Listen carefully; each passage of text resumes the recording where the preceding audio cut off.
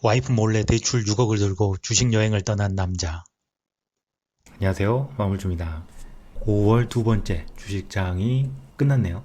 오늘은 코스피 코스닥 지수가 마이너스로 마감을 했지만 그렇다고 해도 하락한 종목이 더 많긴 많지만 상승한 종목도 제법 됩니다. 그래서 아마 단타 트레이딩 하시는 분들에게 나쁘지 않은 장이 아니었을까 생각을 합니다. 지수를 보면은 코스피, 코스닥 이렇습니다. 여기서 상승도 아니고 하락도 아니고 이 구간에서 지그재그로 1주에서 2주 정도 횡보를 해주고 그 다음에 다시 상승을 해주는 모습이 나왔으면은 아주 좋겠다라는 바람입니다. 여기 증시자금 추이도 신용잔고 줄고 있죠. 막 드라마틱하게 줄어들진 않았지만은 그래도 이 신용잔고 계속해서 줄어들고 있습니다. 하락한 만큼 신용잔고도 줄어들어야겠죠. 네. 오늘은 제가 이 주식 투자를 하면서 저 혼자 넋두리일 수 있겠습니다. 일단 그 전에 오늘 거래한 내역을 봐야겠군요. 거래한 내역은 이렇게 한 방에 1억 넣는 거는 아직은 잘 안 되는 것 같아요. 저도 손익금액 순으로 보면은 이렇습니다. 보시면 아시겠지만 베팅 금액이 크면은 수익률이 낮더라도 손익금액이 크게 나죠. 그런데 반대로 이 마이너스 손절을 할 때를 보시면은요, 매입 금액이 적더라도 이렇게 조금만 떨어져도 수익 금액이 크게 깎이는 것을 확인할 수 있습니다. 주식이라는 거는 매수를 할 때부터 일단 세금을 두드려 맞고 시작을 하기 때문에 매수한 시점부터 마이너스잖아요.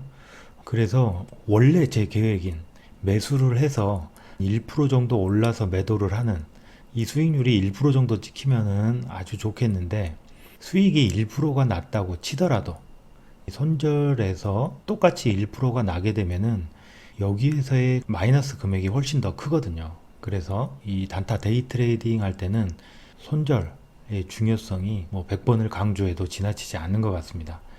자기만의 손절 기준을 확실하게 갖추시고 매매에 임해야겠습니다. 저도 주린이다 보니까 연습 중입니다. 저 같은 경우는 일단 진입을 할 때 이 정도 가격이 되면은 매도를 해야겠다라고 매수 가격과 이 손절 가격을 어느 정도 동시에 보고 진입을 하거든요. 매수를 해서 원하는 모양대로 상승세가 나와주지 않을 때는 즉시 손절 가격을 바로 쳐다보고 그 가격이 되면은 매도를 기계적으로 때리고 있습니다. 당일 주도 종목의 베팅 금액도 저는 계속 이 매매 방식을 연습을 하고 있습니다. 그런데 아까 제가 넋두리라고 표현한 게 뭐냐면은 아직 이 주도 종목을 모르겠어요. 당일 주도 종목이 무엇이냐, 주린이답게 선별을 하는 게 아주 어렵습니다. 혹시나 이 영상을 보시는 분들 중에 자신만의 주도주 찾는 방법이 있다 라고 하면은 댓글로 알려주시면은 정말 감사드리겠습니다. 이 캐리님이나 트레이더 김씨님이 큰 물에서 놀아라, 이 말은 당일 주도 종목에서 놀으라는 거잖아요. 그러면은 당일 주도 종목이 뭐냐라는 거죠.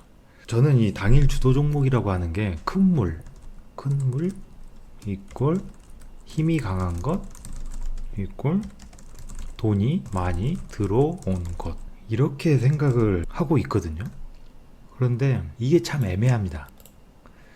돈이 많이 들어왔는데 어느 정도면 많이 들어온 거냐, 단지 돈만 많이 들어오면은 당일 주도주냐 라는 거죠. 여기에서 저는 좀 혼란이 있습니다.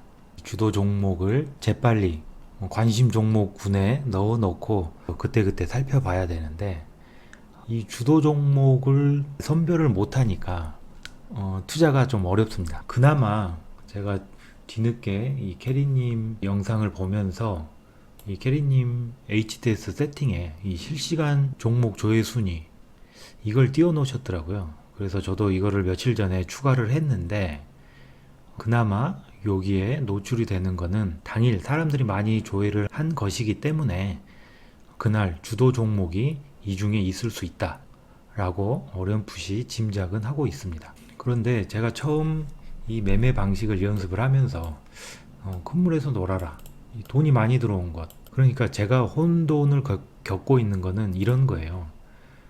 오늘 매매한 종목 중에서 한번 볼게요. 네, 솔루엠입니다. 솔루엠. 자, 솔루엠 돈이 강하게 들어왔다. 여러분은 당일 거래 금액이 어느 정도 돼야 돈이 많이 들어왔다 라고 생각을 하시는지 궁금합니다. 저 같은 경우는 못해도 500억, 그리고 뭐 1000억을 넘어가면은 정말 힘이 센 종목이다 라고 생각을 하고 있거든요. 그런데 이 솔루엠을 보시면은 이게 오늘 거거든요. 잠시만요. 네, 이렇게, 네, 됐네요. 이렇게 하면은 화면에 나오죠. 자, 오늘 5월 3일 거래 금액입니다. 거래 대금 나오죠. 1286억입니다. 1000억이 넘었어요.